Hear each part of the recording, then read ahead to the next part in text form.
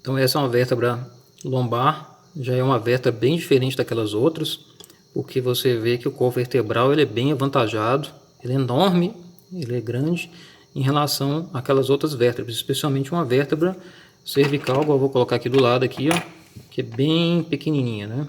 A gente vê que não tem nada a ver, né? E além disso, a gente pode ver que o processo espinhoso dele é mais curto, ele tem essa característica também, ele é bem mais curto, né? A posição anatômica seria essa aqui, né, para baixo. Além disso, tem um processo transverso mais pontiagudo. Então aqui a gente vê o processo articular superior, esse aqui é o inferior, e o canal vertebral ele é diferente, ele é mais largo, e o pedículo é enorme, bem grosso.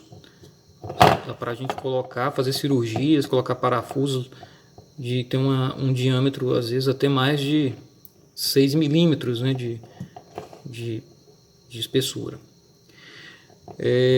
Então só lembrando aqui dos ligamentos, o ligamento longitudinal anterior passa aqui, o ligamento longitudinal posterior passa aqui e aqui o ligamento amarelo. O ligamento amarelo é muito importante, eu vou estar falando um pouquinho à frente. Aqui é a lâmina, essa região toda aqui. A lâmina, quando a gente fala laminectomia, esse termo é quando a gente corta isso aqui no procedimento cirúrgico.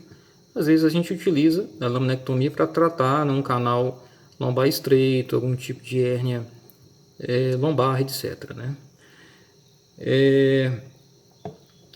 Então o ligamento amarelo, voltando, ele pode ficar espesso, ele fica mais grosso com o envelhecimento, e isso pode acarretar compressão das estruturas nervosas que estão aqui, porque aqui na verdade em L2 vai acabar a medula, você vai ter só o saco dural, por onde tem as radículas que vão formar os nervos espinais.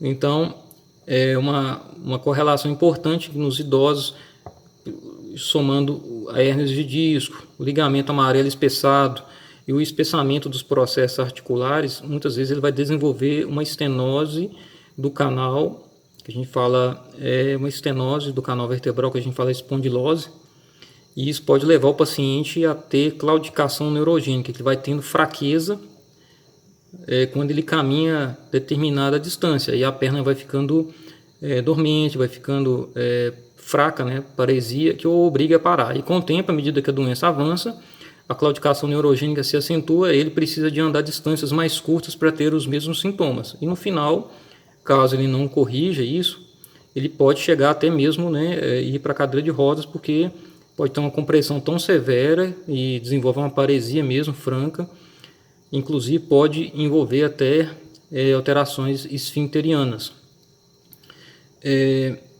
Então na coluna lombar tem outra correlação importante, que os nervos espinais eles vão aumentando de espessura. Se você pegar L1 e for descendo, L2, L3, L4, S1 é a raiz, é um nervo espinal mais espesso que nós temos, porém a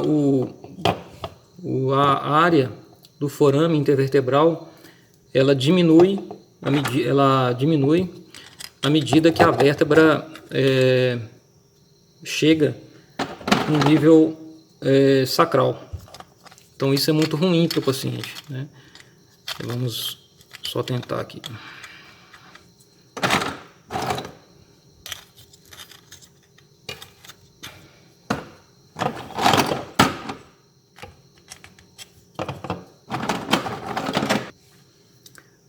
Então, voltando a falar das espessuras das raízes, se você olhar aqui é a área do forame intervertebral. Então, se o disco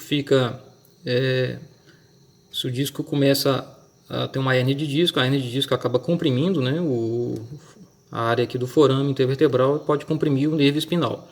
Além disso, o processo articular pode ficar mais grosseiro, ele ficar de maior volume, contribuindo para reduzir o forame aqui. E além disso, tem que lembrar do ligamento amarelo, que vai contribuir, né, o espessamento dele vai contribuir também para diminuir o canal vertebral. Então, somando isso, o aumento do calibre dos nervos à medida que você desce de L1 até S1, e a redução também do forame que reduz, isso aí vai acabar contribuindo para que o paciente desenvolva, né, estenoses foraminais que causam dor. Então, além das fraturas que existem aqui, invasão por tumores secundários, a gente tem as infecções e as listeses, que é o afastamento, né, de uma vértebra na outra, causando dor